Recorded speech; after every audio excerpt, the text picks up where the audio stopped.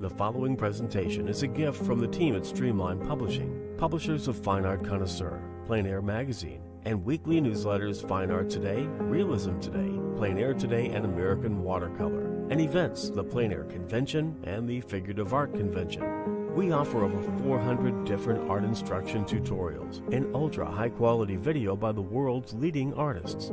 If you like what you see, help us support our artists and our team with your purchase. Each video aired has a special discount code for today only in the comments section with a link to the video offered. And to see everything we do, or if you want to receive notice of new releases, new products, and new events for artists, simply click the other link, which says, see everything we do. Thank you. Hi, I'm Eric Rhodes, publisher and founder of Fine Art Connoisseur and Plein Air magazines. Thanks for joining us today. We're trying to keep you occupied during these crazy times. So we're here at 3 p.m. daily with samples of the over 500-600 videos that we've produced. And we're on Facebook and YouTube daily at 12 noon with other artist interviews. Today we have a special one. It's called Nocturnes with the great Carl Bretzke. You're going to learn how to paint at night.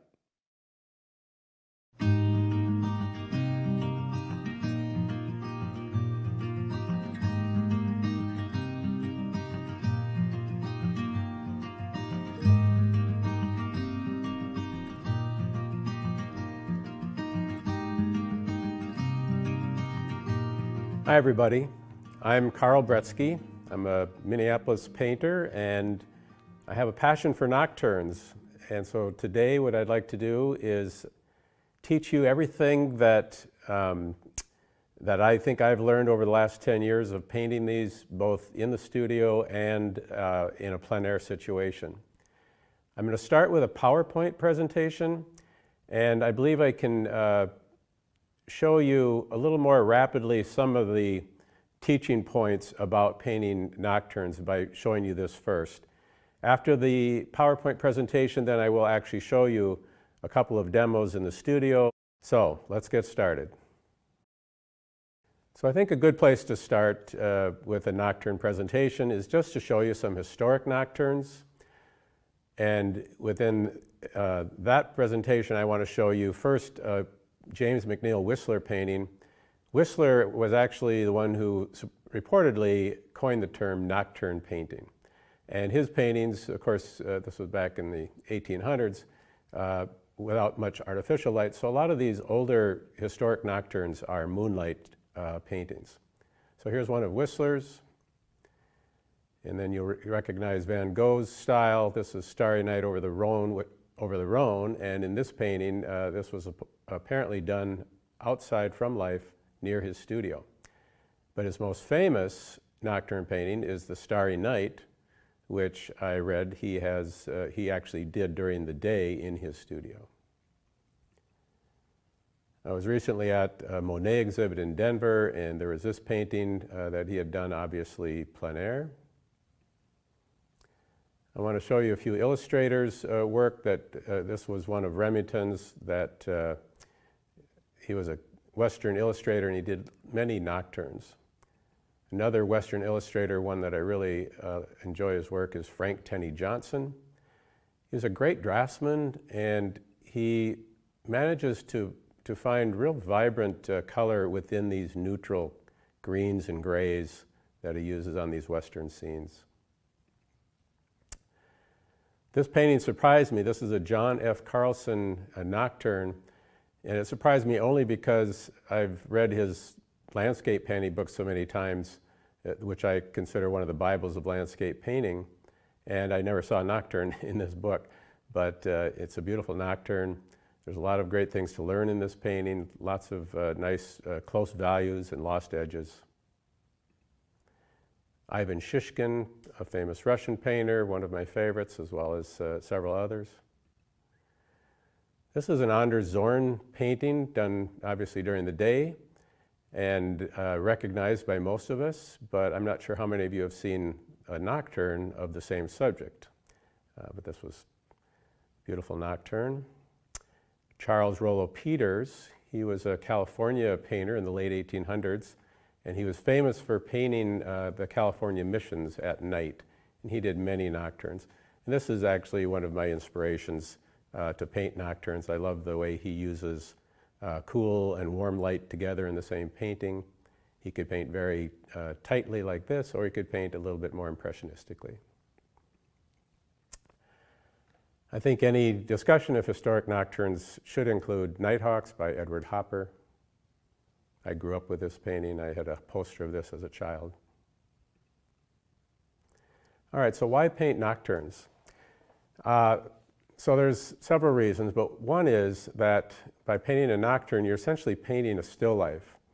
Many of us have painted in events during the day or plein air painted during the day, and we all race against time because the light changes so quickly. But at night, of course, you don't have the changing light, so you can stay out quite late into the evening if you want and paint as long as you'd like on the same painting. If you do plein air events, it gives you an additional painting to do during the day. When most people go out to eat at night, you just go out and do another painting. And then finally, the aesthetics of a plein air, or of a nocturne painting, to me, they seem very unified, and that's because when you think about it, you have the darkness of the sky, and you're going to see that same dark and same colors on the ground plane and all the upright planes. So you're going to have this dark kind of running through the entire painting. So it's not too dissimilar to a winter scene when you have a cloudy sky. So now you have light area in the sky, lightness of the snow on the ground and on all of the top planes. So before we get into the specifics about painting nocturnes, I want to just talk briefly about what I term prismatic light and color. And as you may remember from your school days, if you take white light and pass it through a prism, it'll separate the light out into its color components: red, orange, yellow, green, blue, and violet.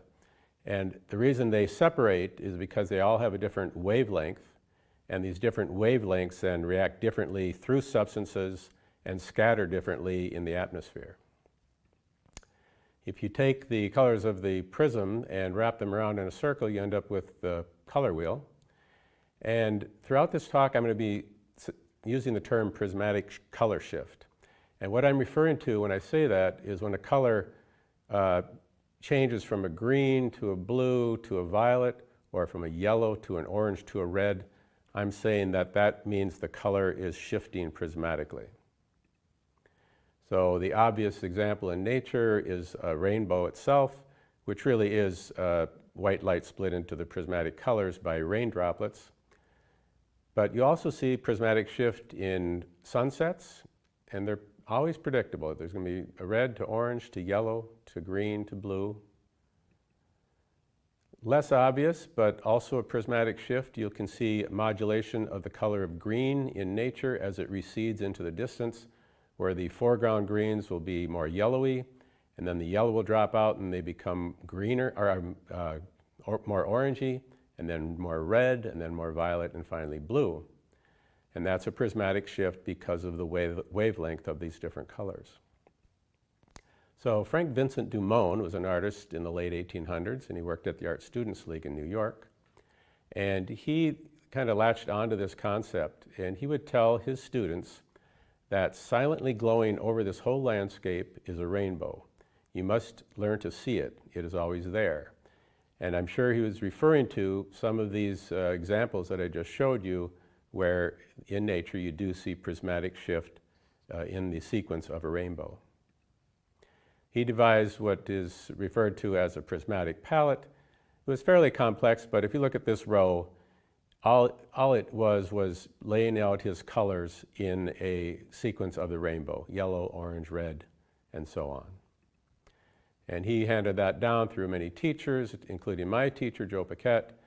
And so what that has distilled down to for me is a palette where I lay out colors in a prismatic sequence on my palette. I'll be talking later about the exact colors. So let's look at some uses of the prismatic palette in nocturne painting. And one concept I want to talk about is our light halos. Light halos, when I say the term, I'm referring to the glow of light around a light source. So for instance, here's a yellowy white light, and you can see this cast of light around the light source in somewhat of a halo. And I wanted to show you something kind of pseudoscientific. This is my finger underneath the light source. I'm going to now raise it up and cover the light source, and then ask yourself, will you still see this halo around the light? So there it is, and the halo is now gone. So you don't. Let's try another one. Here's a red stoplight. If you look carefully, there's red all the way out to here, and I'm going to cover the stoplight itself with my finger. Will we still see this red out here? And you don't. So one more example. This is the moon. Obviously a hazy glow around the moon. I'm going to cover the moon with my finger. Will we see the glow? And you do. So there's two different things going on here, and what's the difference between these concepts? Well, the first two are examples of intraorbital scatter. So if you have a bright light shining in your eye will not focus all of that onto one spot on your retina. Instead, it kind of scatters it around because of imperfections in your eye, and you get a halo. The last example of the moon is due to atmospheric particle scatter, and that's where light, if there's enough atmosphere between you and the light source, light will hit those particles and bounce off of them back to your eye, and every time it bounces back, that is an area where you'll see a glow. So here's an example of a street light, and typically you wouldn't see particle scatter necessarily unless the atmosphere is very dense for some reason. So you start seeing it on a rainy night or a foggy night or in a dust storm, and you can almost always tell that this is due to particle scatter because the cone of light is directed at something. It's usually in the direction that the light is facing. So directional cone, that means particle scatter.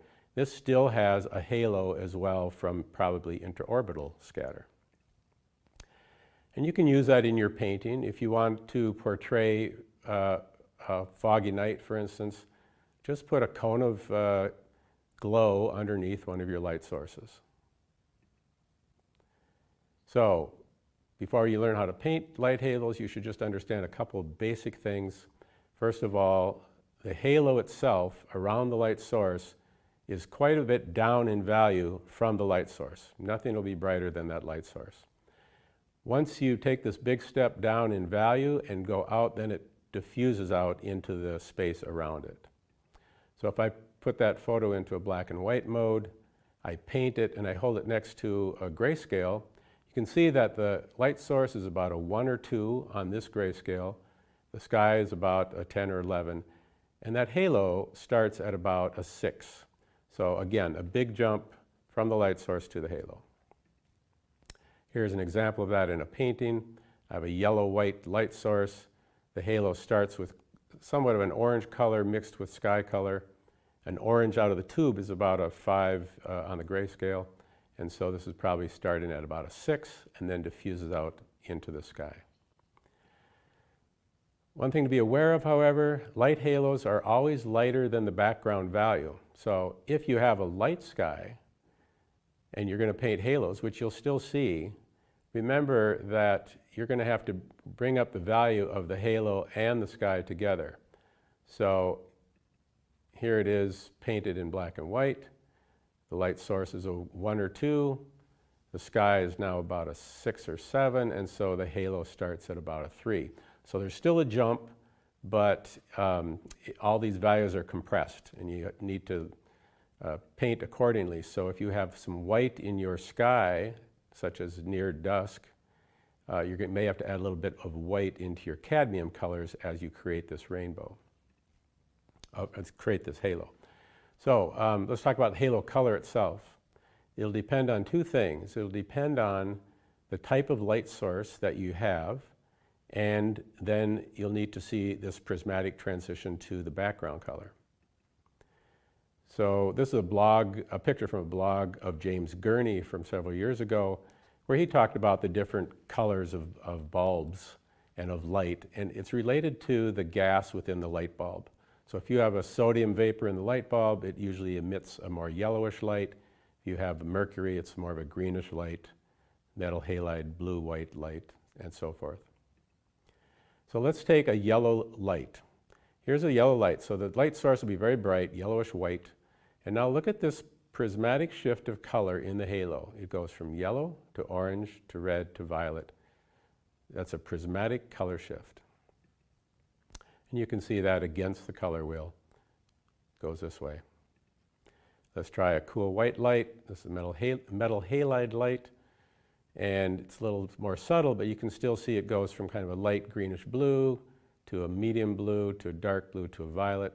And that, again, follows a prismatic shift. Here's an example of that in a painting. The light source is out of the painting, but if you look at the top of the painting, you can see the halo, which goes from light blue to medium blue to violety blue.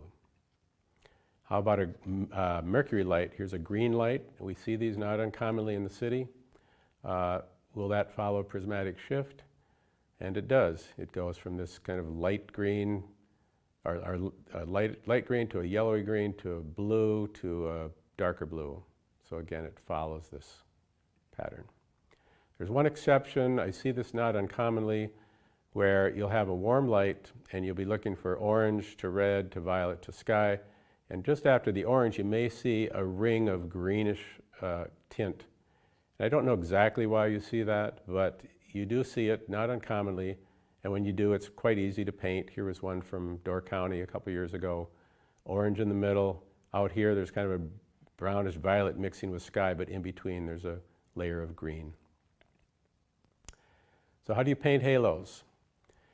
There's a wrong way and a right way, I believe, to paint these. I think the wrong way is if you take, let's say, a white-yellow light, and here's a sky color, a violet, and for the halo, you just blend the two. You'll end up with a gray, not very pretty and not very convincing.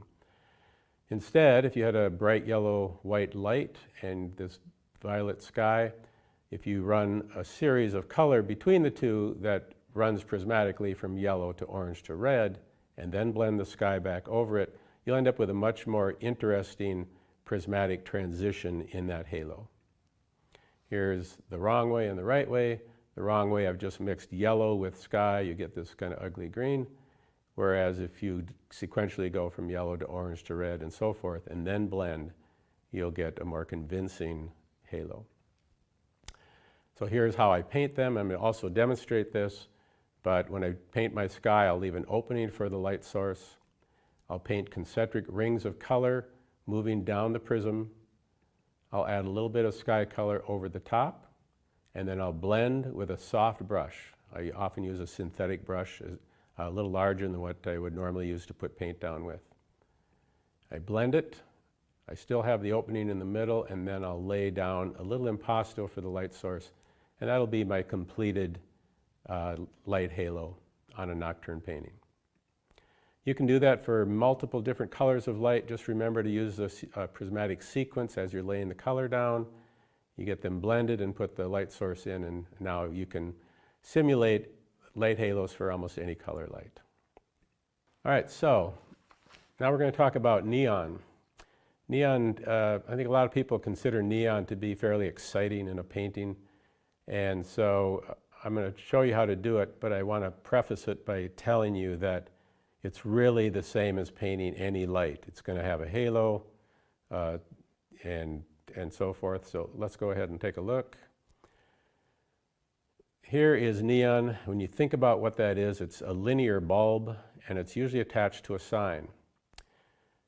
Immediately beneath the bulb, you're going to get a narrow band of illumination that's going to be down in value and prismatically shifted. And beyond that band of illumination, there's going to be another pretty rapid step off to then even a darker value, and again further down the prism. So in this case, I have an orange neon just beneath it. It's going to look red, and away from that band of illumination, it'll look more alizarin. The other thing to remember is, just like any light source that's bright, you're going to still have a halo. So I tell people, treat the entire sign as a light bulb and then put your halo around it. So you can see in the photograph, this was when I was set up to do a plein air study of this, you can see a halo here. And if I show you the completed painting, I think I can show you that this is now a pretty convincing light effect that glow makes this seem more real, and that glow is from the halo.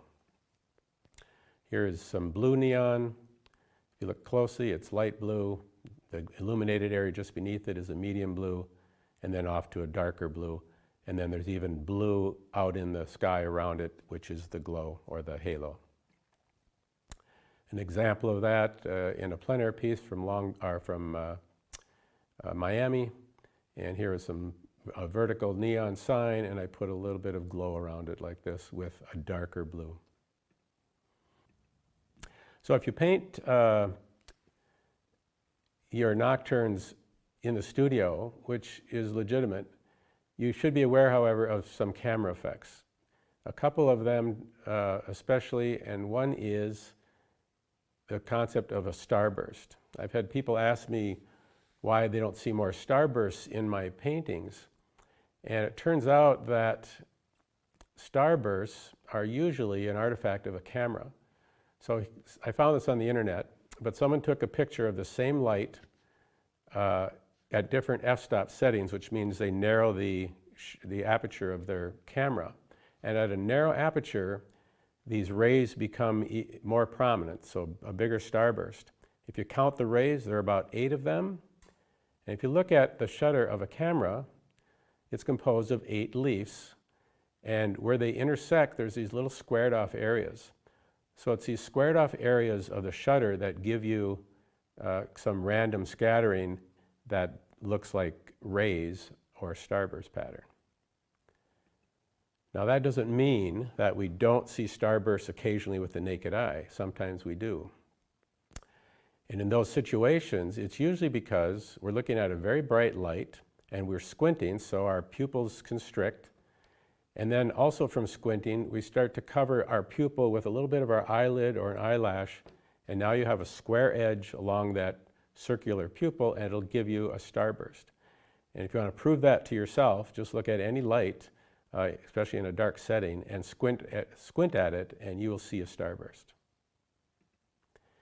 If you do want to paint a starburst, I tell people just paint a halo.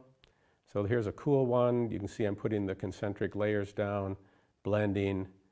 And now when you get to this point, I usually drag the inner color out in a starburst pattern. And then because this looks contrived to me, I usually will blur that a little bit like so. And that will be my starburst. Here's one used in a painting. This light was closest to me, the brightest, so I put a little starburst there, but it's subtle. You can see a little bit of a starburst pattern. Of interest, the other night I was sitting in my kitchen and I was looking out at the street down below, and I saw this perfect 4-sided starburst. And I wasn't squinting and the light wasn't very bright, and I thought I really shouldn't be seeing that. So I stood up, and out the top of my window, the starburst disappears. So what it was I have screens on the bottom half of my window, and it's the little grid pattern, the square grid pattern in the screen that creates that 4-sided halo. So that just confirms it to me that this is from squared off edges around an aperture. Another important artifact of the camera regarding nocturnes is that if you look at this sign, and I told you this was neon, I'd say, what color is that neon? I mean, you might know from the glow, but everything looks white, you'll agree.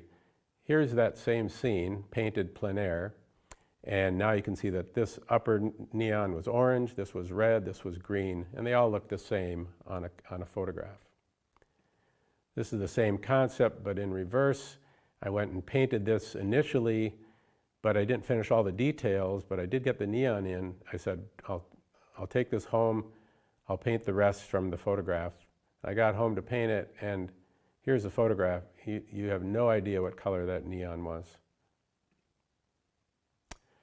All right, so we're on to exactly how I would recommend you paint nocturnes.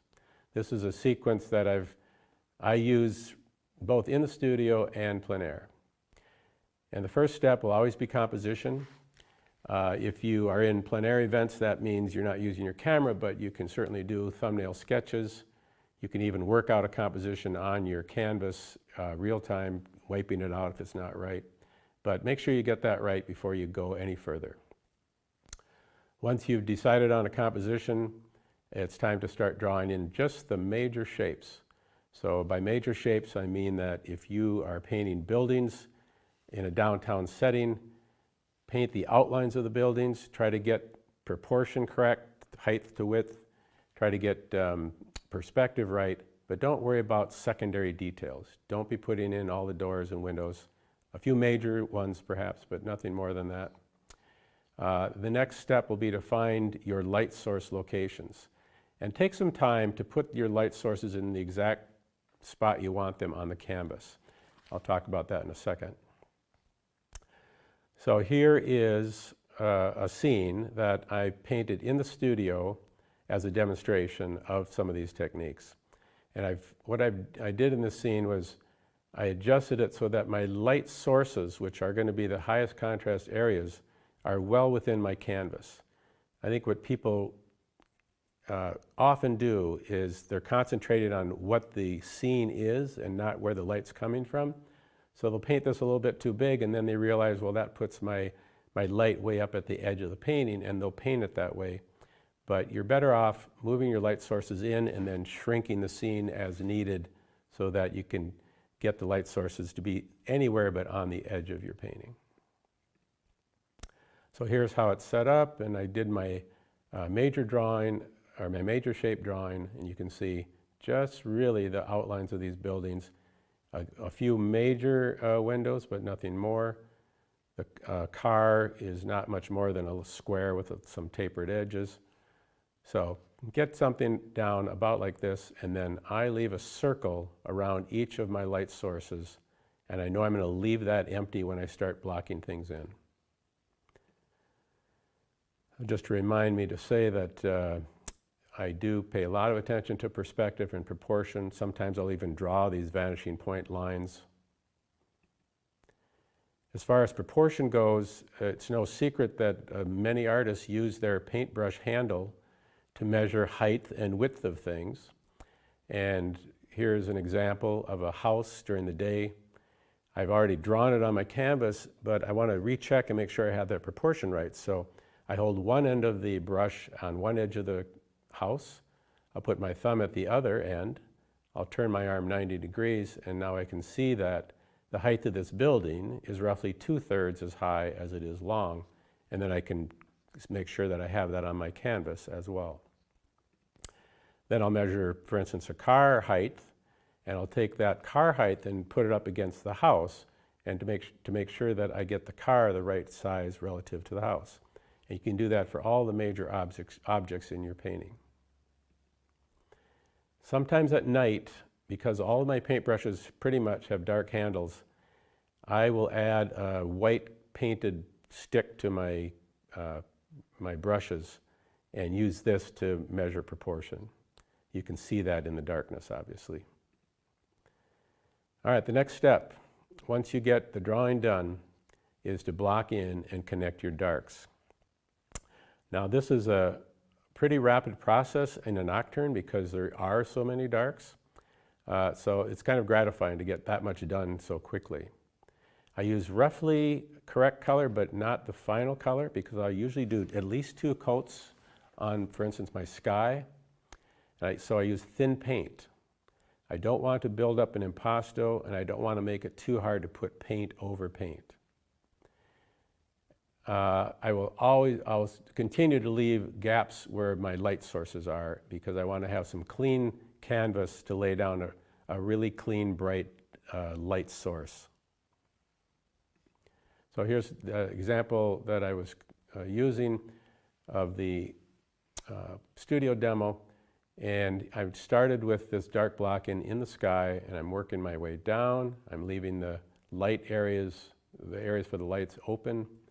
As I get down, I see some value changes, so I'll darken that mixture roughly in the color that I want to end up with, but not the exact color.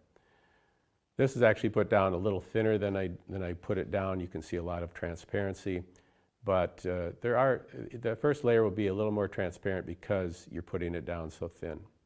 I'm also getting some of that dark on the ground plane as well, some of that sky color. So I arbitrarily call this step 3, but it's just to remind me to tell you that if you have objects that are going to move in your scene, or you know that lights are going to be turned off, try to put those in sooner than later. Here is an example from Laguna Beach. I was painting this marine tavern room, or marine room tavern, and I got the sky in and the light in, and I thought I better get these cars in. So I painted them completely with just a few exceptions. And within 30 minutes they were gone, but then I could spend the rest of the time painting the rest of the scene. This was a case of plein air piece in Telluride where I was going along just fine painting this at night, and I was about to do the porch, and then all the porch lights and the house lights went off and the people went to bed. So I came back the next day and finished the porch right away, and then finished the rest of the painting. So the next step will be to refine my light sources. So this is when I now work on the halos. I work on a transition from the halo to the sky, so I often repaint the sky, at least in the region of the halos. So here was where I was, and now the next step will be to put another coat on the sky, start building these halos as I discussed earlier in the talk. Okay, so you're to that point, and now the next step will be to paint the illuminated areas and refine the drawing in the light areas. Always be mindful of the hierarchy of light. So the brightest thing in your painting will be the light source. Everything should be down from that. Even a mirror-like reflection will be down just a little bit from the light source. Look for value gradations and look for prismatic color gradations on the illuminated areas, and I'll be showing you many examples. And then finally, look for reflected light. So here's where we were. The darks are blocked in, the halos are in place. Normally I would put the impasto bright light source in as well. I didn't in this case, but this would have been a good time to put those in. I haven't really got much of the cast light on the sidewalk yet. I just have a hint of the light on the pavement. So now we start building the painting. We start refining the drawing. You can now see light, cast light on the sidewalk and on the pavement. Notice the transition of value and color on the pavement, where just beneath this warm light you'll see a more yellow, brighter color, and as you move away from the light it becomes a little more orange and a little bit darker. On the crosswalk markings you can see that it's warmer on the left side because it's affected by this light, and it's cooler on the right side because it's affected by this light. You'll see some nice reflected light from this orange neon onto the pavement over here on the right. Another good example of prismatic color shift as value shifts on an illuminated surface, in this case the ground plane. Beneath this light, which has a halo, you'll see the brightest area of the pavement, and it's more of a yellow color, transitioning darker and now becoming redder, and then darker yet and now picking up sky color. That's the flat plane. You can see the same thing on an upright plane as light is cast onto a wall, for instance. Again, you go from light to dark, but you also go from yellow to orange to red, which is kind of a reddish brown brick building, which is what this was. And there's a little bit of influence by sky color as you get to the outside of the building. This is a photograph of a reference we'll be using later in the video. And this shows a kind of a subtle shift of color as the value shifts to a darker level. But if you break this off into segments, you can see that the illumination on the grass goes from kind of a yellowy orange to a more orangey color, more red, and then finally kind of a violety brownish red.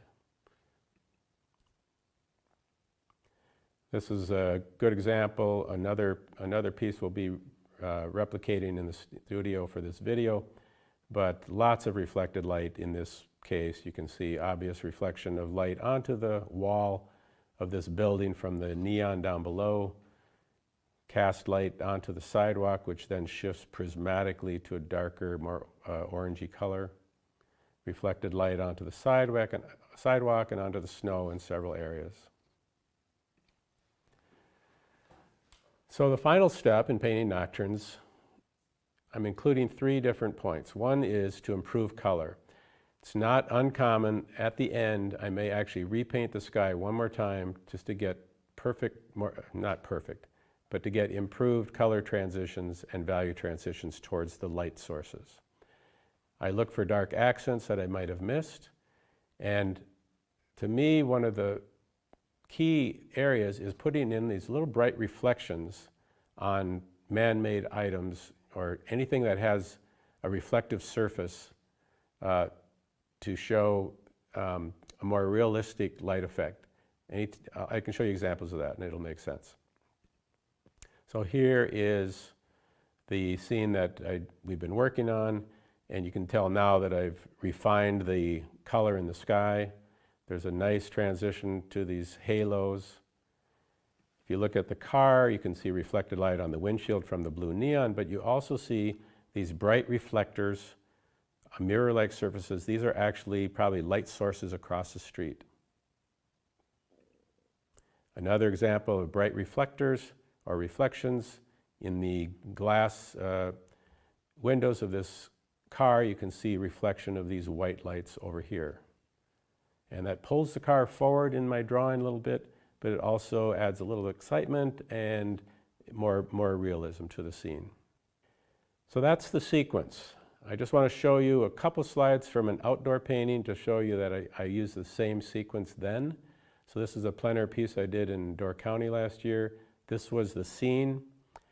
The first step was to do the drawing. You can see I've already made kind of a stutter step on where I wanted my light source, but I'm able to do that early on in the painting. And I'm trying to get everything positioned where I want it. The next step was to put in my darks and connect them wherever I can. So I got one thin layer in the sky, a little darker area on the upright trees, and I bring that dark right down onto the ground plane wherever I can. I leave a gap for the light source. The next step, I'm starting to refine the halos around the street light and also around the more fluorescent light of this sign. Notice I have all 3 cars completed enough, so they can leave at any time and I can just keep working on the painting.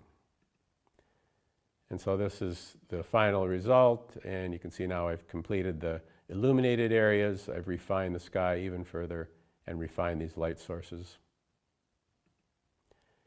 A word about painting at dusk.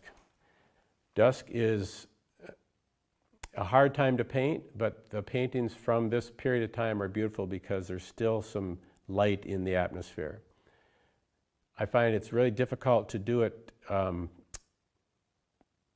real time because that period of time from sunset to complete darkness is about 30 minutes, and it's hard to complete a painting in 30 minutes. I discovered almost by mistake that an easier way to do it is to go out and paint your painting when it's completely dark, and then go back the next day when it's at the brightness that you want to paint at, and now just add a little bit of color back into the sky. And without changing anything else, this makes this almost a convincing dusk painting. I did add a little bit of that more bluish sky color to some of the top planes, but just minor changes. Another example of that, I painted this scene late at night, had no idea where the trees behind the building were, but I went back the next morning and I used the trees as a template to add just a little brightness back into the sky, and I think that adds to the interest in this painting. It gives us a couple more shapes. Now some tips. I already mentioned this, but I use thin paint. If you can figure out some way to use a thin, fast-drying paint, I find it very helpful since I'm putting paint over paint later on in the same painting, in the same session. So things that will speed drying, I use turpentine if I'm outside, not in the studio though. In the studio, you can add a gelkid to your medium, you can add a cobalt dryer, something like that, at least for your first few coats or your first coat. I use a lightly toned panel. I did try a dark panel a couple of times, and I found that in order to see what I was doing, I had to use light paint to do my drawing, and then that light paint would contaminate my darks later on. So what I do now is just a lightly toned panel, and I draw in dark paint. Try to avoid using white in your mixtures. There are times you'll have to use it. I certainly use it for my light sources and some of the grayer areas in my painting. But in general, if you have too much white in your mixtures, then things do look too gray. And nocturnes, one nice thing about them is you can get very chromatic light effects, which are nice. If you paint outside with a light, which you pretty much have to, you should have your light setting fairly low when you start. When I first started doing nocturnes, I had my light setting too bright and too warm, and I would get the painting back inside, and it would be painted way too dark and way too cool. So now I turn my light intensity down, and I set it to a cooler setting if I have that option. At the end of your painting, you can turn the light back up again just to make sure you're not making any major color errors. Always pay attention again to the hierarchy of light. Try to identify the light sources outside even before you paint them so you know what's affecting what in your painting. This is an early version of the light that I use. It's by artescape.us, and this is very portable, very sturdy, and it adjusts between warm and cool and color intensity, or light intensity. Additional tips: dress warm. Painting at night is certainly different than during the day. It's much colder than you think. If you paint along a roadside, it's a good idea to bring some kind of a warning device like an orange cone or a reflector. I had a case painting last year I was doing on the side of the road, and the police came over and they told me I had to have my flashers on or some kind of a warning sign next to my painting easel. Doesn't hurt to bring an extra flashlight or headlamp with you. There's times when I'm putting away my more elaborate nocturne light and I have a hard time because I can't see it. So now I bring a headlamp with me and I'll put that on as I put my other light away. I think it goes without saying you should avoid isolation whenever you can. I like to paint with people at night. If you can't, it pays to try to find an area that's fairly populated so that no one bothers you. Or I shouldn't say no one bothers you, but you don't have to fear for someone bothering you.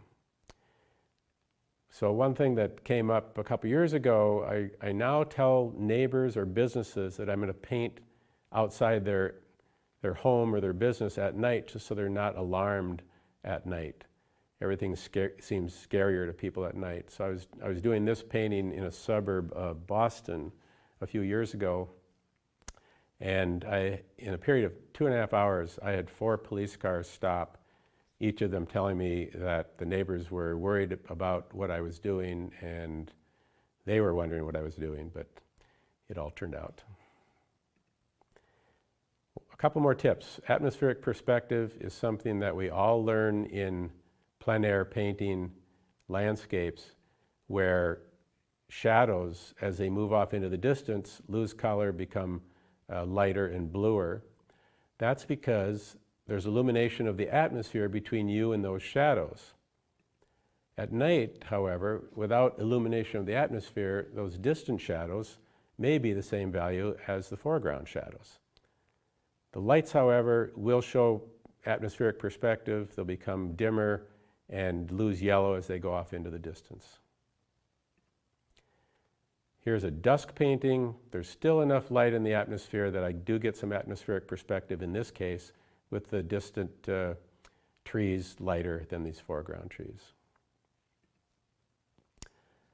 Lost and found edges are kind of the hallmark of plein air paintings at night.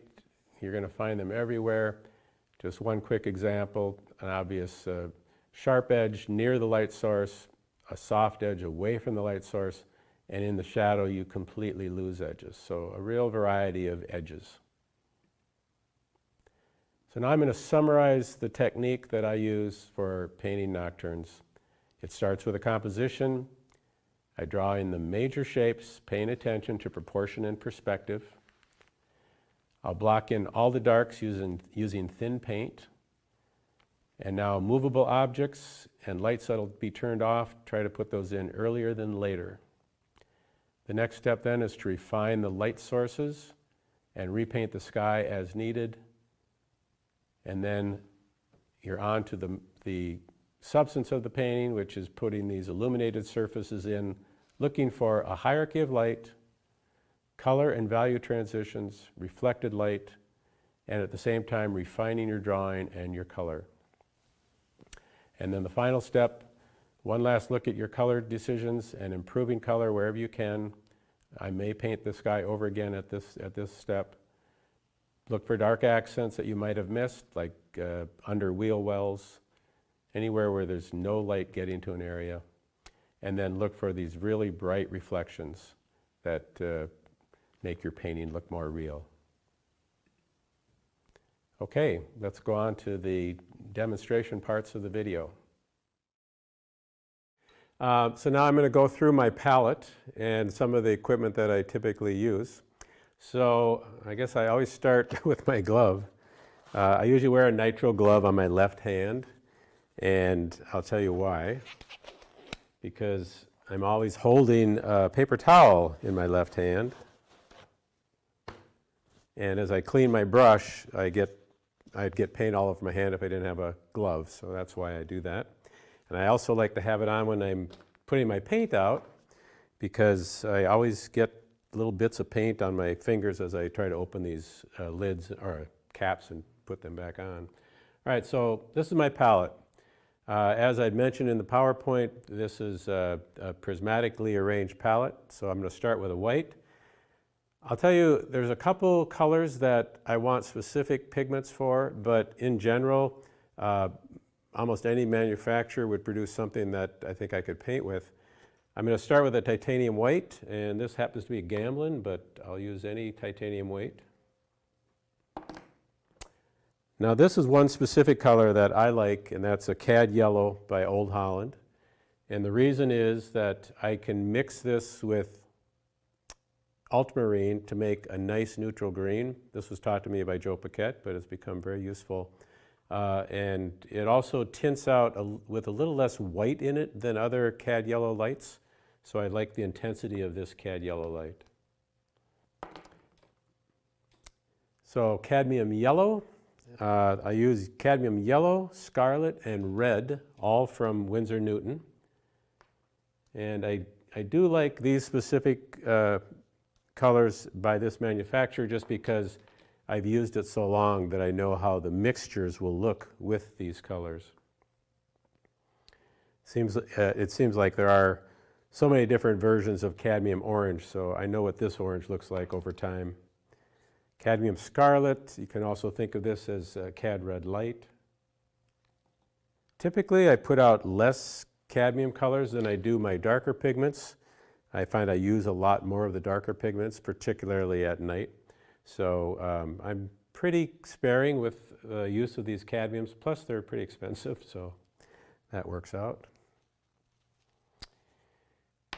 So those are the cadmiums, and now alizarin permanent. You can just use alizarin as well. This is a Gamblin alizarin. Again, I'm not sure that the manufacturer would matter that much for that pigment. Now this is one of the specific colors. This is Old Holland Manganese Blue Extra. They used to make a manganese blue that they don't make anymore. Instead they make what's called Extra, but it looks the same to me. And this is a lighter version of a blue. And I use it often during the day to paint the lower part of a sky, which seems to have a little more warmth and a little lighter color in it than the top of the sky, part of the gradation. And I'm going to go down to use to darker blues. This will be cobalt blue.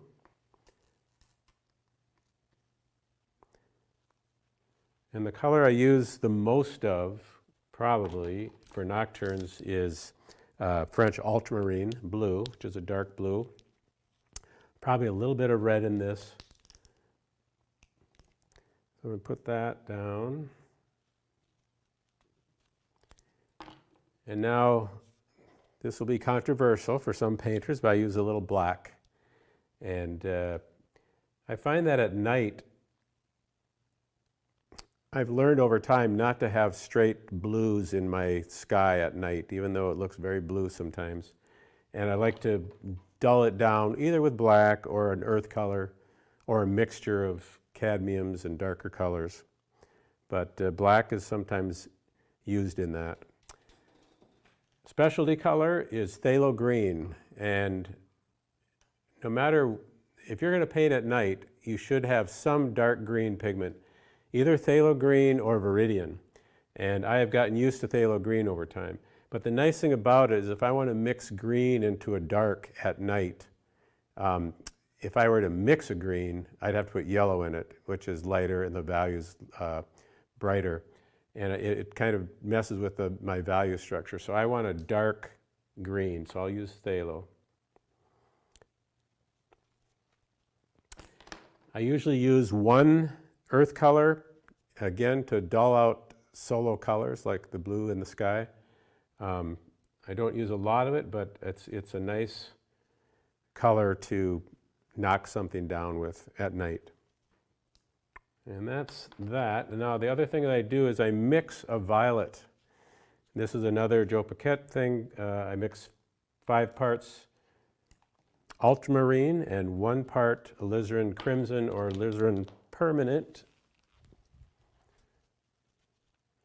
And I just eyeball that.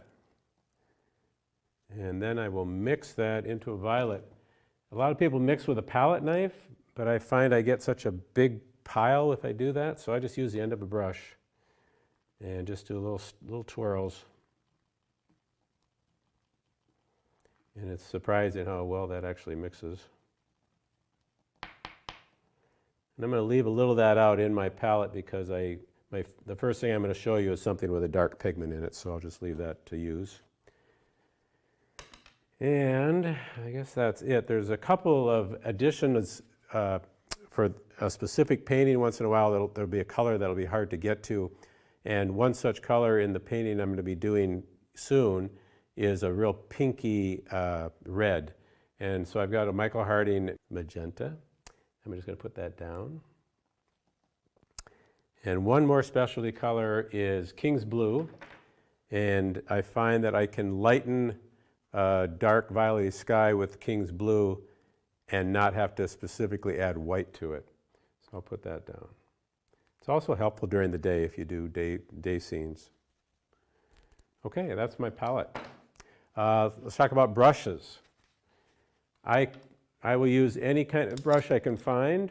I certainly have many manufacturers whose brushes I do like, but I want to talk to you more about the types of brushes. So I use primarily hog hair brushes, bristles, and more recently some of the synthetics that act like bristle brushes. I've got a mixture of sizes from a 1 all the way up to probably a 10, but then I also have this soft synthetic 1.5 inch brush that I find very helpful for nocturnes, for doing halos around lights and so forth, and if I want to knock down edges, this is a very handy brush. If you don't have that, or if I'm doing a smaller area, any sable or badger type hair brush would be good, very soft brush. And so that's it. So why don't we get started?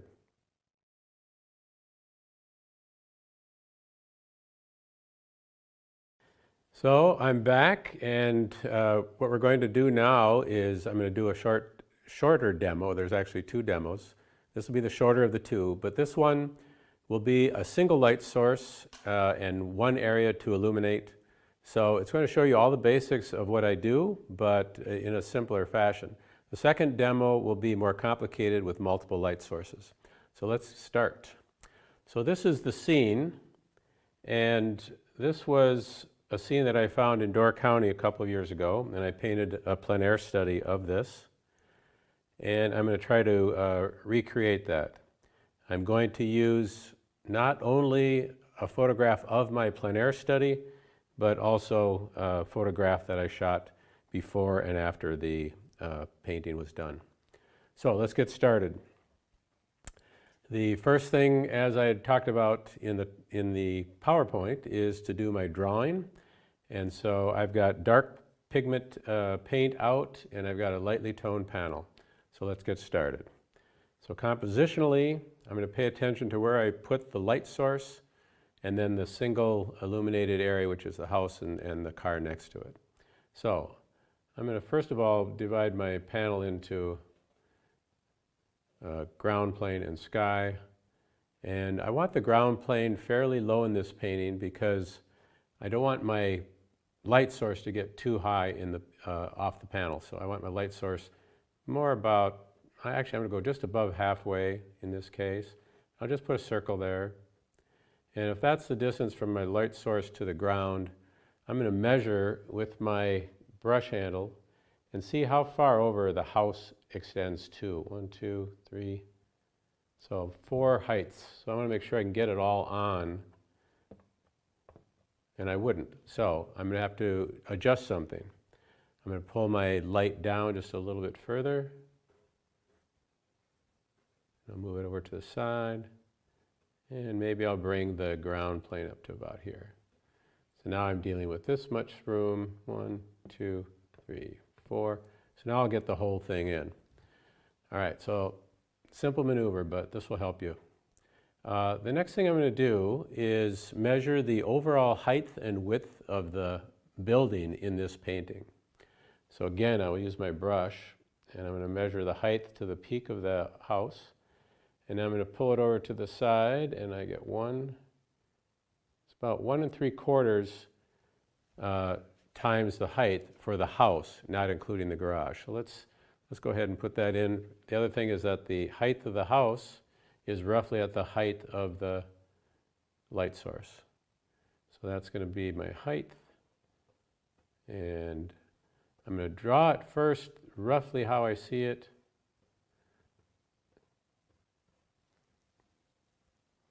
Move it over just a little. You can be messy at this stage. I'm going to wipe this paint off after I get it on. I make little measurements along the way. The roof line on the sides is roughly halfway up this entire part of the house, so it's got to be a little higher than that. Okay. And the main room of the house is a little wider than the side room over here. So if that's how much room I have in the house, that would be the side room. And I believe it's going to be even narrower. And it'll probably be about the same on the other side, but a lot of it's in shadow. So I'm going to just put a shadow down just to remind me where that is. And I'm going to see another shadow here, and then I'll lose this into darkness. All right. The next thing, I want to get the peak of this house correct. If I look at the peak of the house separately and imagine it turned on its side, it looks like about a 90-degree angle. So I don't want to get anything steeper than a 90-degree angle up there, so that would be about it. And then I'll pull the house down. So now how wide is this section relative to its height? So I'm going to check that. So I'll measure the width. About 1.5 times. Let's see how if I guess correctly. Yep, 1.5. So right now I've kind of confirmed that my proportion is relatively good on this house. The roof line, again I said it's this upper one. There's another roof back here. And then the first roof goes back like that, the second roof a little steeper. Okay. I'm going to put in this little side extension on the house, which is right here. And one thing that you should notice at this point is that the house is on a slope, so it's going to get lower on this side, which I think I got that in already. And now I'm going to put the garage in place. The garage length is about 1 1/4 the width of this section. So it's pretty long. And it doesn't come up as high as that little house extension. I'll put it like so. And that looks pretty accurate as far as comparing it to my source image. The truck is going to go in front of this little section and a little bit in front of the garage. I'm just going to roughly put in where I think that is. And it's interesting how there's a nice tilt to it. It's tilted backwards away from me.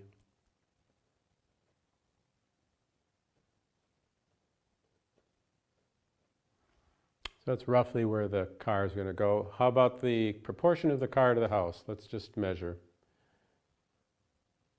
It's about as high as the garage. That's going to be close. Okay, one more thing I want to get before I finish this simple drawing, and that is the slope of the ground. So the ground does slope this way, at least in the foreground. In the background, it's not quite as severe. And there's even a little hill right here in the distance coming back at that little section of ground. Everything else is in shadow right now.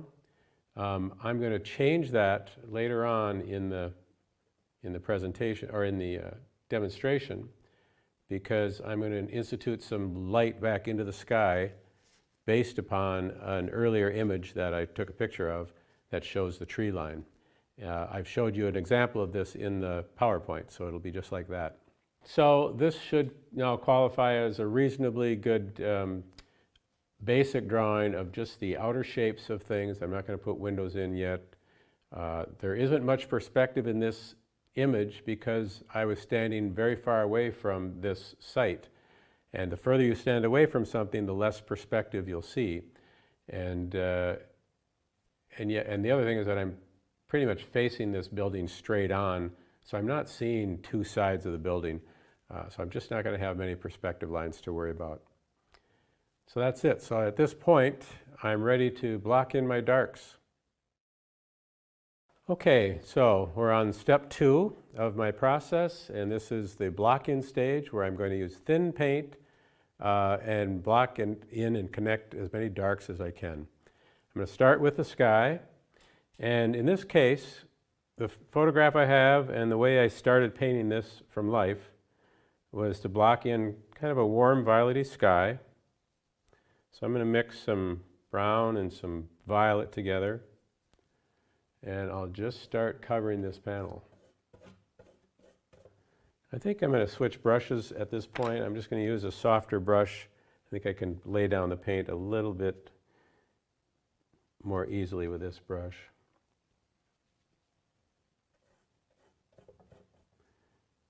I'm going to add a little bit of cobalt to this just to give it a slight blue tinge. I'm just going to raise this up and cover this panel.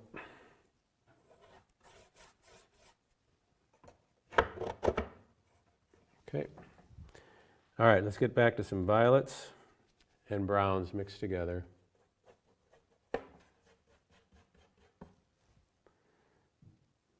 My medium is a mixture of Gamsol and a Gelkid walnut oil mix. And the reason I do that, it's mainly Gamsol because I want this to dry as quickly as it can, so at some point I can go back over it with another coat of paint.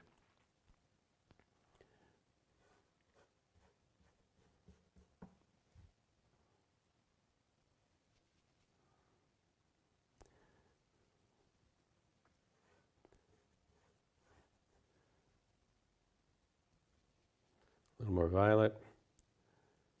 As I approach this light, I want my sky to get a little bit warmer. And so I'm going to start adding some cadmiums to this mixture. I'm going to start with Cad Red.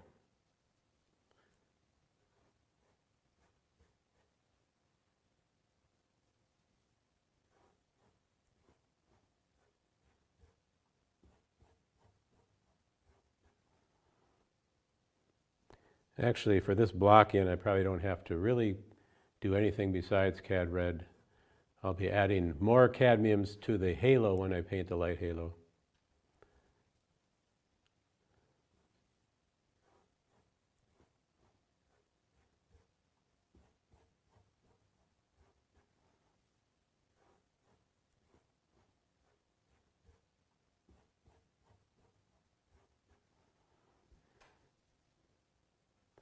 I'll leave an opening for the light source.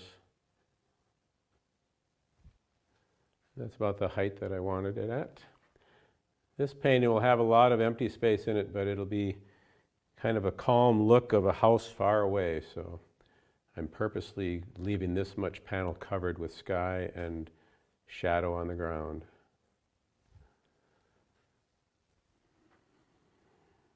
Okay, now as I start blocking in the sky, I can recarve around some of these shapes that I drew.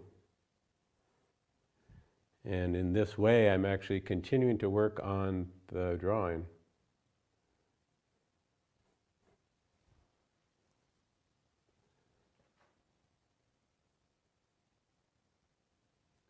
I'm going to put in the dark area in the garage right now.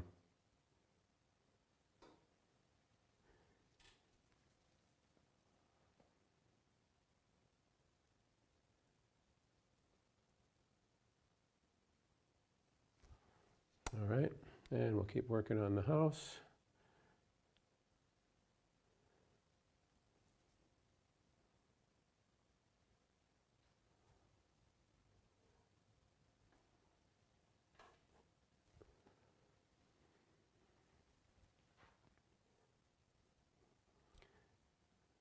Pretty light panel. There's no reason to leave any exposed canvas on a night scene, so I'm going to cover all those little openings up.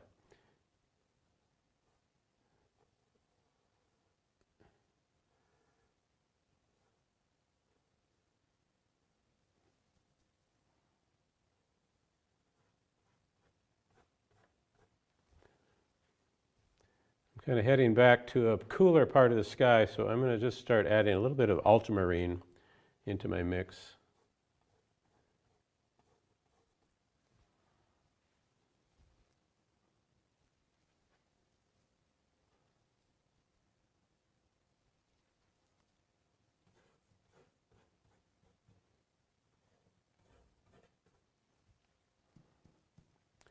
I'm going to go ahead and put the shadow down next to this building because it's the same color and value as the sky.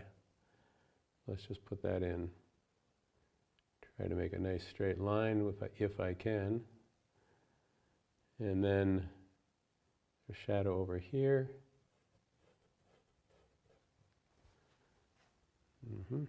We'll keep going.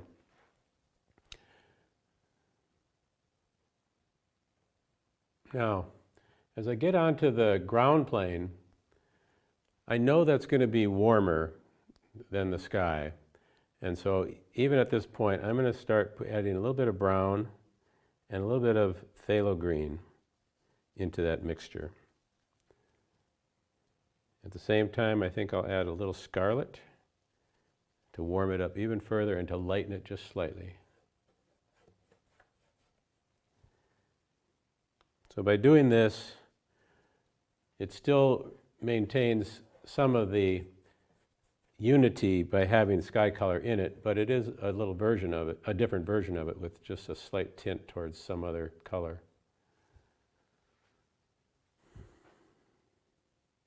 I'm going to add a little more red and violet back into this, maybe a little more phthalo. You can see that this is kind of like painting the siding on a house. I'm just covering the panel without too much thought at this early stage. The thinking will come later when I'm refining the illuminated portions. But I think everyone knows that sometimes this is a welcome change to having to think all the way through your painting. So now I'm going to add a little warmth as I approach the light area on the ground. A little warmth up in here. And I'm not going to be too exact where I put that yet. That shadow comes almost all the way up to the base of where the car is. And there's a lighter area of darkness up against the house and back here. So at this point, I have almost completed the blocking of darks, but I'm going to add a couple additional ones, and that's the truck. And at this point, let's pretend I'm doing a plein air piece and I don't know if that truck is going to stay there. So I'm going to paint that as close to finished as I can.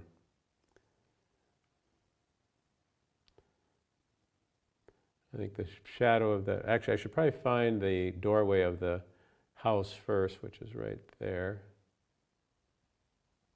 That little side door.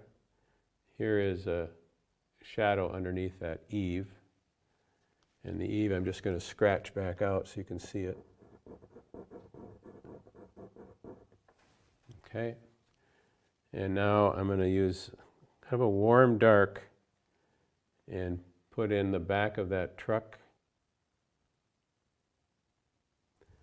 It leans to the right. And the other dark is the windshield itself. The back windshield, I should say. Rear window, yeah. That's right there. The wheel wells, they're smaller and they're surrounded by light, so they aren't going to look quite as dark as the other darks on the truck. But I'm going to go ahead and put in a dark anyway and try to get roughly the right position of those. I'm going to try to trim off a little of the truck with the color of the dark part of the garage. And then underneath the truck there's a shadow that extends over here, and a shadow that extends kind of into that wheel well area. And so at this point I think I have enough of the truck drawn that I can find that again later when I start adding some light on it.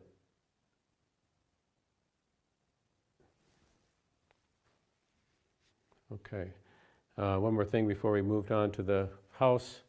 I'm going to start putting in a few of the dark windows. They are some of the darks, so put that one in. Again, I'll cut back into that a little bit. I could even go ahead and put in the windows of the main house, which are redder and lighter.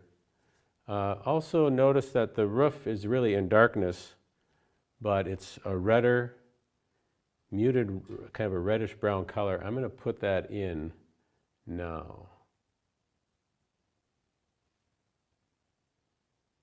I may have to adjust that later.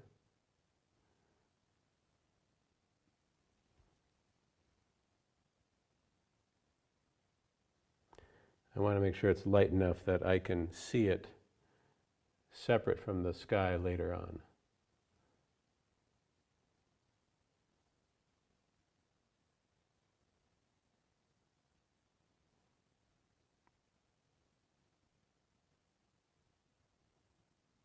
Okay, and then there's also a shadow under the eave of the house on this side that is very prominent. Goes down to about here.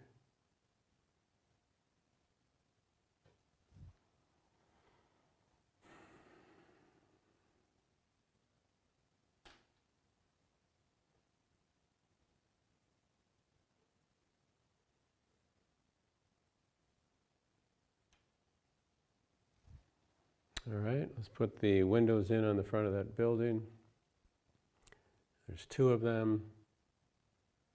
This brush is actually almost the perfect size for this, or it is the perfect size. I'll put them in a little bigger than they actually are, and I can trim them back just a little bit.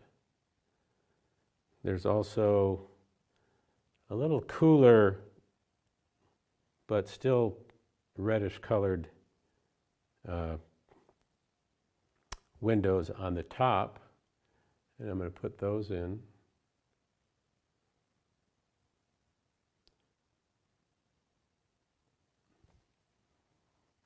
They come down a little lower than the eave, which I'm saying is right there.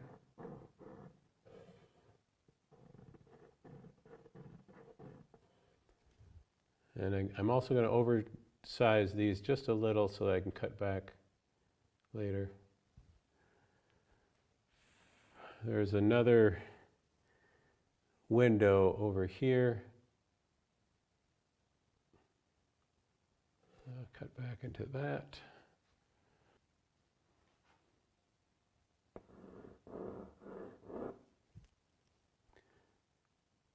I'm going to just trim the garage down just a little. Okay. So at this stage now I consider my darks blocked in. So we'll go on to the next phase, which is to paint the illuminated portions. Okay, so I have a rough block in of all my darks, and at this point I want to define the brightest light in the painting, which will be the light source. And in this case, it's a single light source, this street light type of thing out in the middle of a field. So we're going to start with that.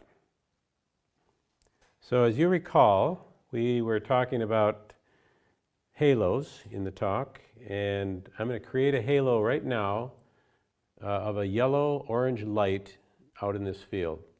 I left an opening for the light source, and now I'm going to do the first layer, the first ring around it, which will be yellow, followed by, let's go right to kind of a orangey scarlet, and I'll make that layer a little bit whiter. And it will blend a little bit already with the sky color, which is still quite wet, but that's okay for our purposes here.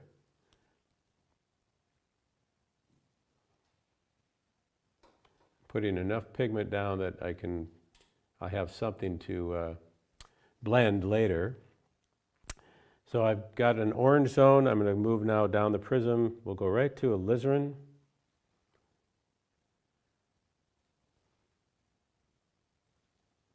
I'm going to add just a little turpentine. There we go. And as I keep going out with these rings, I want them to be less ring-like. I want them to square off just a little bit so it doesn't look like a bullseye target.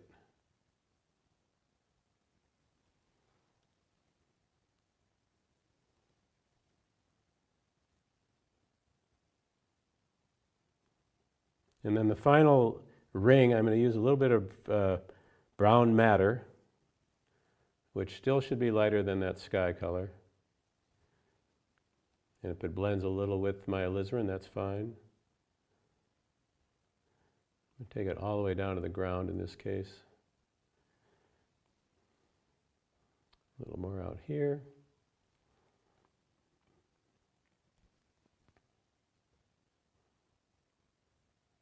If you're wondering about the brush, this is a synthetic brush, but it's relatively soft, and I like the short handle. It's easier on a small painting, I think, but everyone has their preference. Okay, so at this point, if you recall, the next step will be to cover back over with the color that I'd used for the dark background, or in this case, the sky. So I've got a little bit of violet and brown mixed on my other brush. I'm going to come back into this, lay that color down.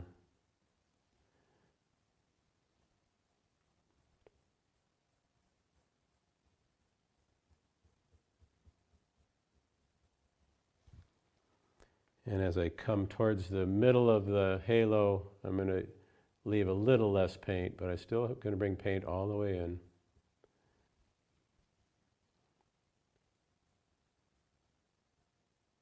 Right onto the orange, and maybe even touch the yellow just slightly. Okay, so at this point I'm ready to blend that.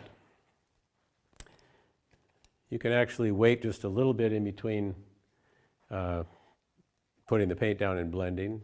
Just don't wait too long. This is one of those lights that I talked about in the talk where there's an orange ring just outside the light source, and then you see a little hint of green before you move on to the red and brown layer. And to make sure that that green comes out, I'm going to mix just a little bit of orange with a lighter blue. Let's go right to the manganese. And so manganese and orange should end up creating some kind of a green. I'm going to put that where I believe I'm going to see that green, which is right about here.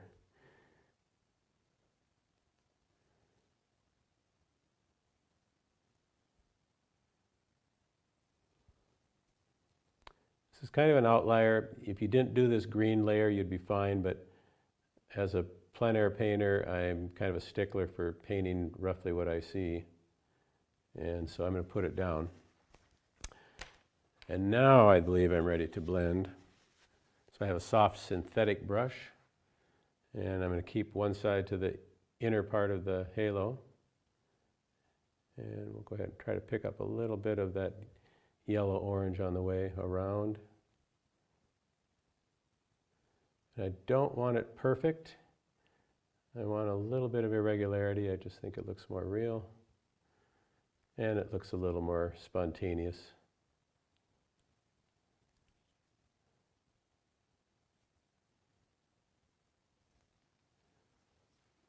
That's pretty close. I'm going to just try to catch a little more orange on the inner ring. So we just add a little bit.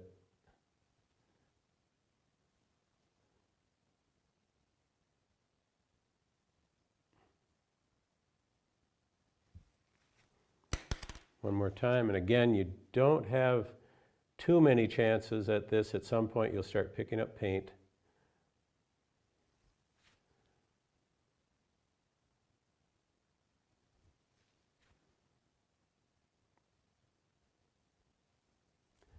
I mean, in a way, if you kind of leave some irregularity here, it gives you a partial starburst pattern as well.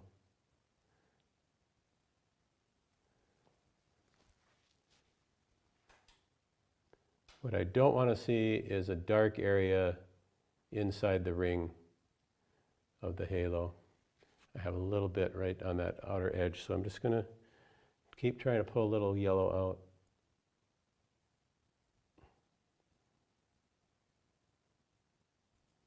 That's getting pretty close. I'm happy with the inner part of the halo. I'm just going to try to work that out into the red zone a little better.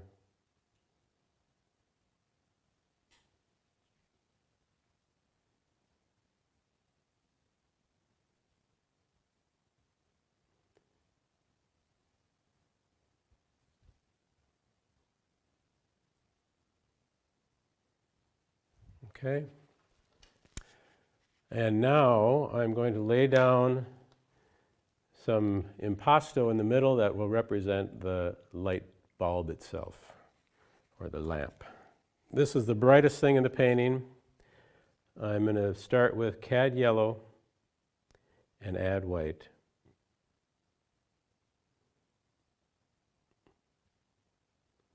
Just a little more yellow. If at the very end I want that even brighter, I can add one more layer over this of even more whitish yellow. So I'm going to make it just a little deeper than white. Here it is. I'm going to try to put it down in one stroke. And then that would be the light source. Okay? All right, so that's the brightest thing in my painting. So everything else will be down from that. Let me finish putting in the rest of the sky, which I said I would have a second coat. You don't really have to do this second coat right away if you wanted to wait a little bit later, but you definitely need to do it where the halo is so you can get the correct transition of halo into sky. And I've done that. But you can see I think I'm already taking a little paint off. I'm going to just wait to do that rest of that sky at the end. Yeah, we'll just stop. So let's go on to the third part, which is the painting the illuminated portions. In this video, I'm going to be teaching, first of all, a stepwise technique for accomplishing plein air and a studio nocturne painting. And the technique is the same. You're also going to learn quite a bit about the way light works at night.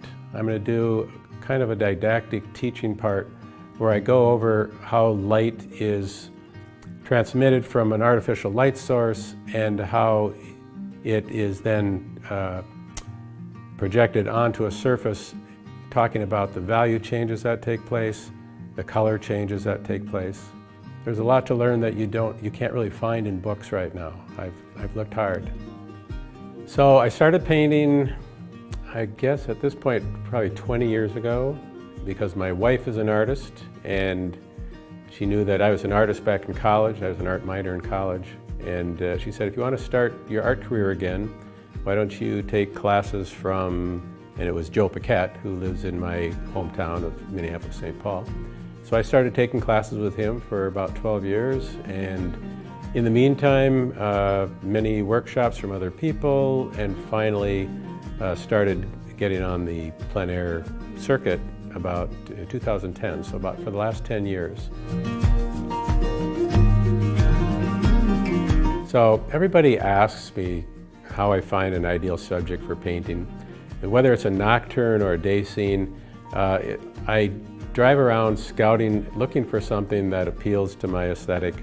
And typically it's a combination of when I see something of beauty but superimposed upon something ordinary.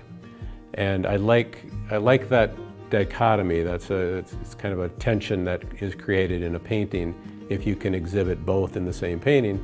And I've had many people say, you can make ugly things look pretty good, but it's usually because I've superimposed it against something beautiful like a sky or whatever. I like to see distance in my paintings, particularly in a day scene. Distance is a little harder to show in a night scene because you don't have as much atmospheric perspective.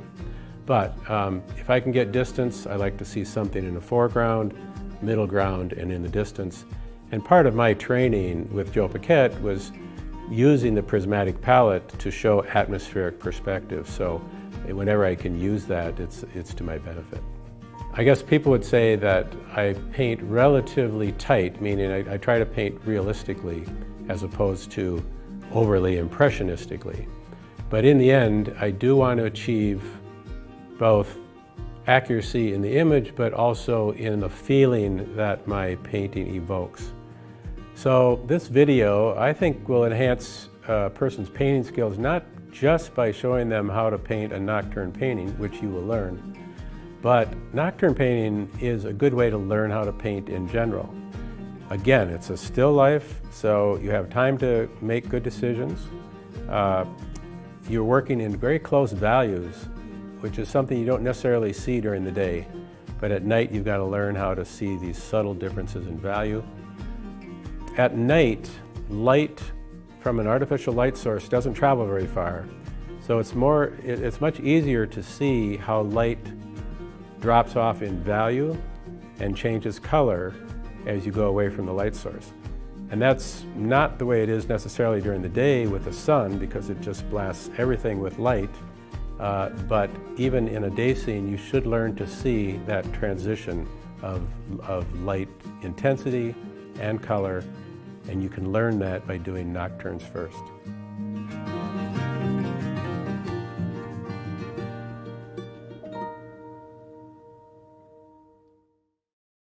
Well, that video is called Nocturnes. That's with Carl Bretzke, and you can learn more about the full-length video at lilyartvideo.com. Remember, we have a special discount for you today only in the comments section.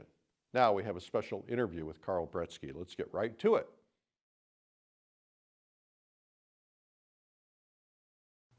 Hi, I'm Eric Rhodes with Plein Air Magazine, and welcome to Interviews with the Artist. Today we have artist Carl Bretzke. Welcome. Thank you. It's great to be here. You've kind of gotten pigeonholed as a nocturne artist, but that's not really entirely true, is it? It's kind of true. It's not entirely bad, though. No, it's not a bad thing. But I do plein air painting. I've been doing plein air events on the circuit, so to speak, for the last 10 years. And I've enjoyed doing at least one plein air piece in each of those events. And at this point, it's the most comfortable I am painting.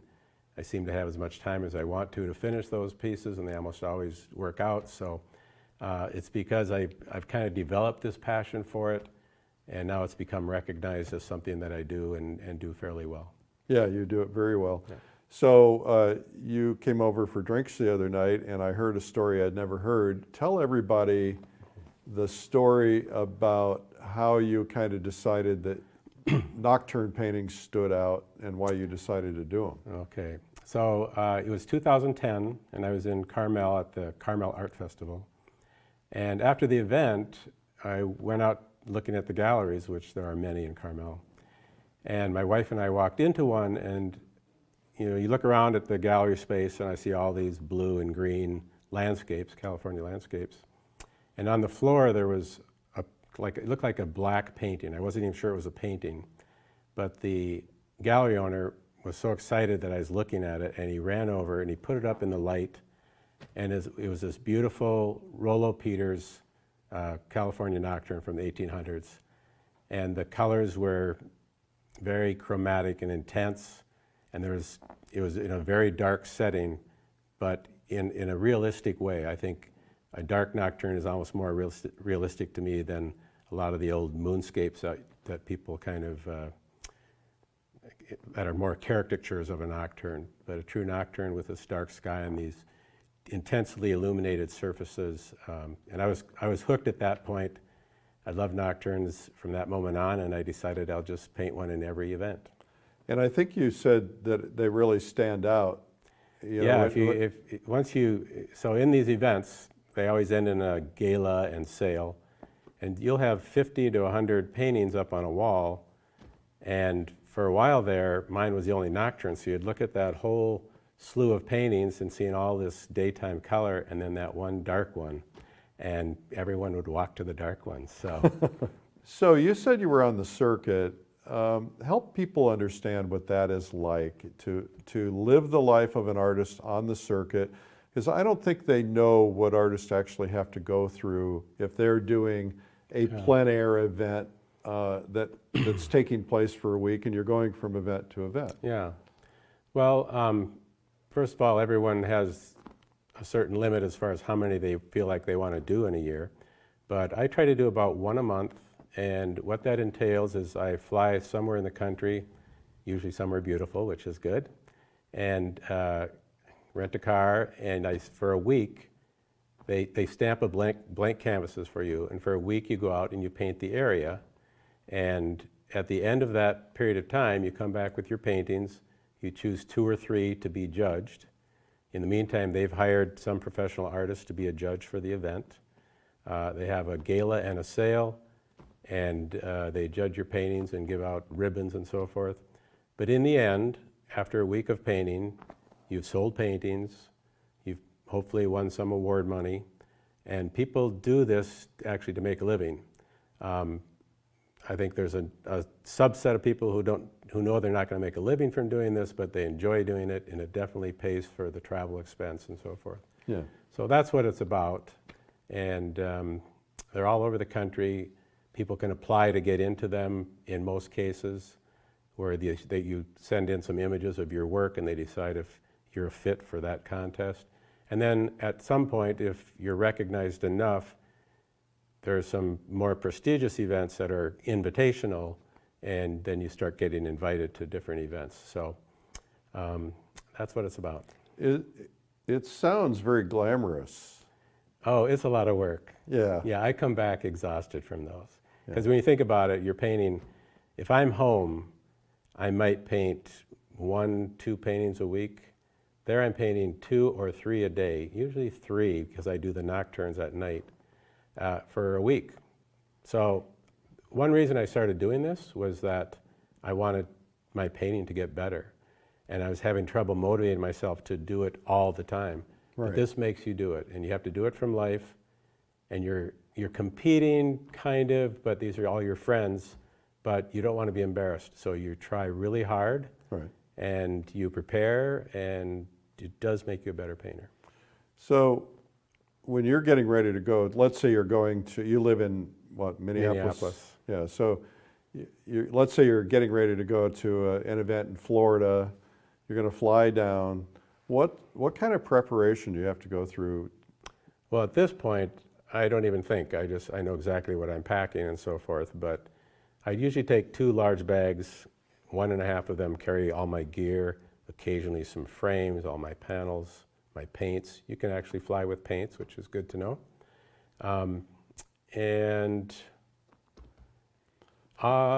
Sometimes they have you send paintings down in advance because they like to have some of your studio work hanging just to show who you are and get people excited about it. So it seems like a kind of a hassle to have to take a lot of frames with you, but you have to have frame paintings at these events. Oh, You yeah. can't take them all in your suitcase. No, there are times I have my suitcase pretty full of frames, but any serious event, I will have frames shipped to the event. And so I'll ship anywhere from 6 to 10 frames each time I go out. And I've got some of my favorite vendors around the country that will ship frames for me. I know which ones I like. But I'd say 1/3 of the people drive to the events and their cars are packed with frames and all their studio stuff. I think the thing I wanted to get out of this, I think is important for people to understand, is if people who are going to plein air events, and there are many really great events around the country now. When we started the magazine, there were maybe 2. So things have changed a lot in 15 years. But the idea is that these artists are investing a lot of money. You're paying for a flight. These organizations are typically not paying your way. So you're paying for a flight, or you're paying for your gas, get your car down, or you're driving. I know an artist that drives back and forth across the country. You're paying for your frames. It's time away from your business, if you will, your studio and so on. You're taking a lot of risk because by the time you flight, rent a car, sometimes it's hotels, sometimes you're staying with other people. Yep. You're spending a few $1,000s in hopes that your paintings will sell. Yeah, it's not a big money maker. People that are on a real strict budget, I think, have to be careful about which ones they go to. Yeah. Because you're not guaranteed a sale, you're not guaranteed any prize money. Right. So yeah, you're taking a chance, and it's a lot of work, like Well, you said. and some artists will go to these things, and they may have had a run where they've had 3 or 4 successful shows and sold everything, and then they'll have a show where they sell nothing. Oh yeah, it's shocking sometimes. Yeah. Some of the best painters I know might have a show where they don't sell anything. Yeah. Which is crazy to me. But How did this whole plein air thing start for you? I'll give Joe Paquette credit for that. Back about 17, 18 years ago, my wife is a painter, great painter, and she had taken classes from Joe Paquette at one time. He lives in St. Paul. I'm in Minneapolis. And I was in medicine for many years, and my wife and I met kind of through the art world. I was an art minor in college. She was an art major. And she said to me about 18 years ago, she said, I know you want to get back to your art. I think I know just the guy. And so she set me up with Joe, and he taught me for 12 years and became good friends. But it's through him that I learned about all this plein air world, which I had no clue in my earlier life that this existed. It's amazing. And you couldn't have picked a better person. I mean, there probably is no better instructor in the United States. No, he's a fabulous instructor, great mentor. Yeah, and the ability to study under him for 12 years is, that's huge because, I've been just trying to get 3 weeks to attend his big 3-week, intensive workshop, but to have him looking over your shoulder every week for 12 years, that's I still hear him back there and say, "What are you doing?" Well, he's the best. Yeah. So I have to touch on your previous life. Obviously, you had a successful career. Tell us about that career, and then what was it like to say, all right, I want to transition out of this. I'm making great money. I've got a great job. Now I'm going to leave it all behind and become a painter. Yeah. Pretty gutsy. It didn't seem like a big decision at the time, but only because I'd been doing it for so long. So I was an interventional radiologist. I did surgical procedures under X-ray guidance through small incisions. We used tubes and devices. And I did that for 30 years. Towards the end of my career in that, I had started painting and doing the plein air events, and I'd do it anytime I had a vacation. I painted every weekend. And it got to the point where at work, all I could think about was that last painting I did and what I should have done differently. And so I decided I would go part-time, and I'm in an 80-man group, and they were very helpful in that they let me go part-time. And I then kind of picked up the pace as far as the painting went and more plein air events. And then finally I said, I'm close to retirement, not quite, but I want to do this, and life is going so fast. So I retired early. And you never looked back. No. I have, the worries are different now. I had more life or death worries back then, but it's funny how much I can obsess over whether I should add a different color in this one spot, or why didn't I see that I drew that line crooked. But nobody dies if you make a mistake. No one gets hurt. So for the people who might be watching this, who have this dream of becoming a full-time artist, maybe they're learning now, maybe they're part-time artists, but they have another job, and you know, they had their career, they loved what they did, but now they're ready to move on. Yeah. What's your best advice for them?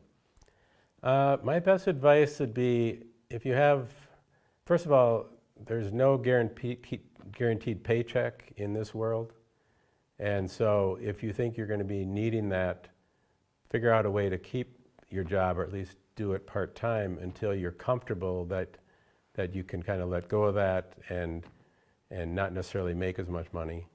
I guess that kind of goes without saying, but and then the other thing is, if you want to then succeed in this next venture, let's say that's painting, you should get to some degree of proficiency in it before you jump out of the airplane. Yeah, I think that makes a lot of sense. And you did it right. You got good first, then you went part-time. And I kind of think that it should kind of crisscross. It's like you don't jump, like you say, you don't jump out of the airplane until you know that you're going to be able to make a living. Being able to paint isn't enough. Being able to market yourself and find a market and get paintings sold, you know, you got to get good at that stuff as well. Well, painting's a nice thing to do as an avocation as well. You can still enjoy it. You can still get better.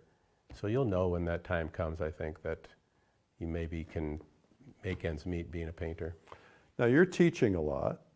Not a lot, but I'm teaching. Okay, so I've been asked to do plein air workshops in a lot of different areas, but these nocturnes have become what people are recognizing me for, and so I've been doing nocturne workshops.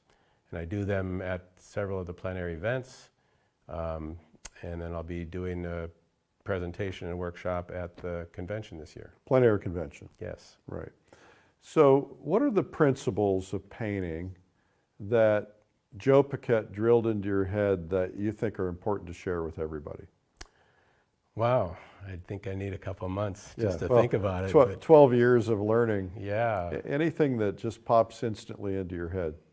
Well, things that everyone says, and he emphasizes, is that drawing, you're not going anywhere until you learn how to draw. So get that right. And then value trumps color and everything else. So if you can draw and you can learn values and how to use them, that'll be number one. I remember an interview with you once before, and you said, well, how about composition? But you're right, you have to compose it first, but then to actually execute it, those two skills. Well, values are so important. I mean, you look at black and white photography, that's just basically all values. And it reads well without any color, but the minute you add color, it really makes everything much more complicated, doesn't it? It does. If I could just do a colorless underpainting, I would look like a really good artist. But as soon as you have to put paint down, you've got to think really hard. That's when I think that this whole art thing becomes a left brain kind of endeavor. And I think that might be what helps me a little bit, because I'm very analytical with this science background of mine. But the drawing and values, and then I work really hard at color. And you do a beautiful job on color. I can get better. I'm going to keep working at it. What's the best way to learn values?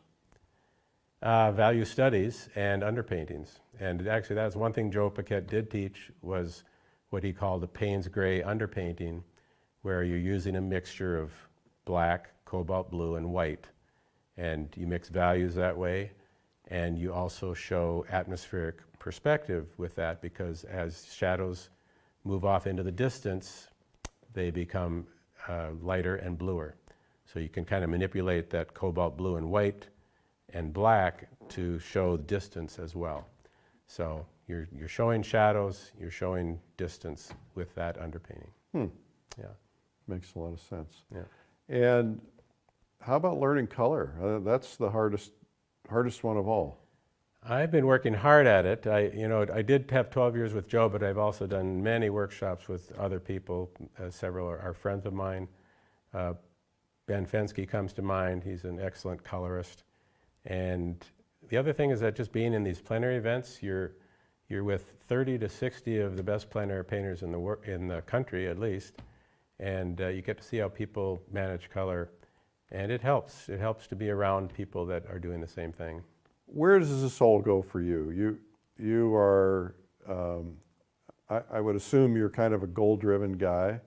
What's next? Are you where you want to be as a painter? Are you where you want to be in terms of your what you're doing with it? No, I'm very far from where I want to be as a painter. I definitely want to learn a lot more mastery of this genre, but I'm not ever thinking I'm ever going to become necessarily a master, but I definitely want to be proficient enough to be known as one of the great painters in the country at some time. My goal at the outset was to just try to paint something that I like so much that I would consider it my masterpiece, and I keep working towards that. But I don't have any aspirations as far as how far I want to go in the plein air world, in the plein air circuit. I teach as much as I want to teach. I don't have any other expectations that way. I'm just trying to enjoy it and get better. And I think there is so much enjoyment in just getting better. Yeah, I mean, it's fun. Yeah. It is fun, in spite of the frustrations that sometimes come with it, and I'm sure sometimes you want to throw your fist through the canvas or something, but that's where the scraping tool comes in. That's right. Yeah. Well, and I think that, by the way, is a really important lesson for people too. Oh, it is. Learn to scrape. Yeah, I don't know why, but artists are happy when they see a really good artist have to scrape a painting. Yeah. Because it makes them feel good, because everyone has to do that sometimes. Yeah.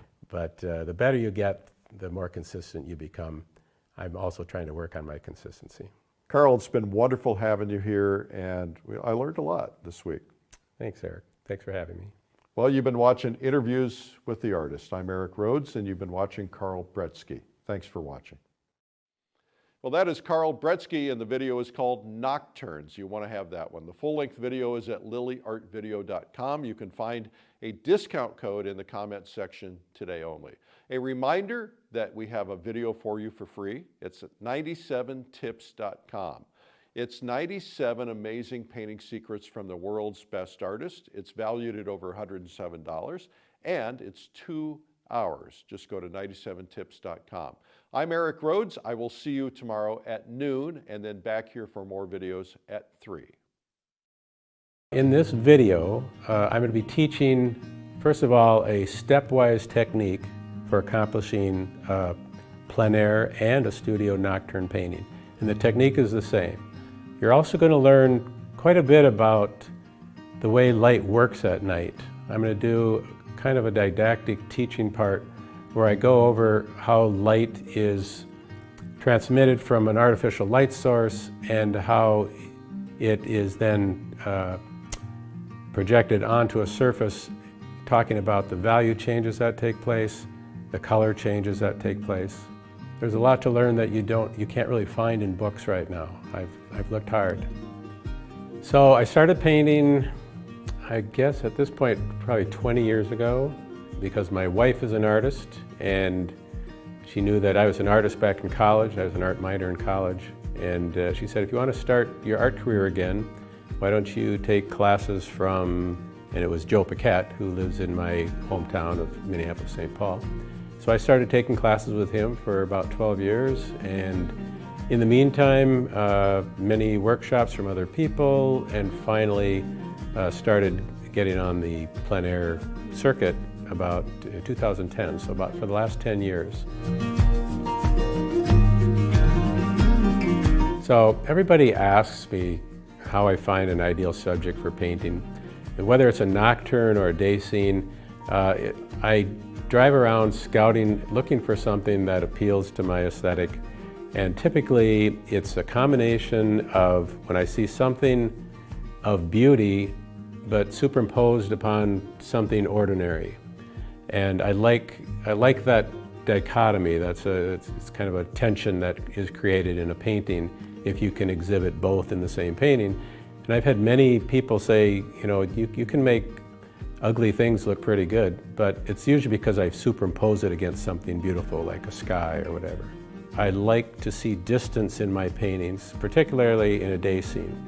Distance is a little harder to show in a night scene because you don't have as much atmospheric perspective. But if I can get distance, I like to see something in the foreground, middle ground, and in the distance. And part of my training with Joe Paquette was using the prismatic palette to show atmospheric perspective. So whenever I can use that, it's to my benefit.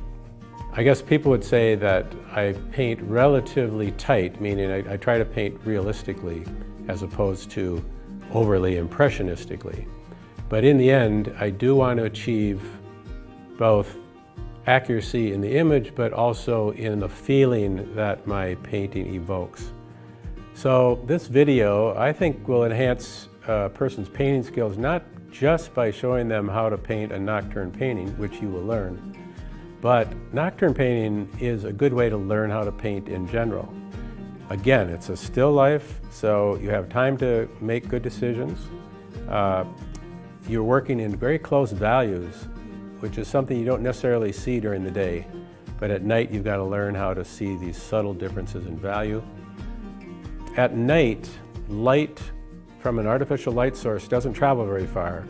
So it's much easier to see how light drops off in value and changes color as you go away from the light source. And that's not the way it is necessarily during the day with the sun, because it just blasts everything with light. But even in a day scene, you should learn to see that transition of light intensity and color, and you can learn that by doing nocturnes first.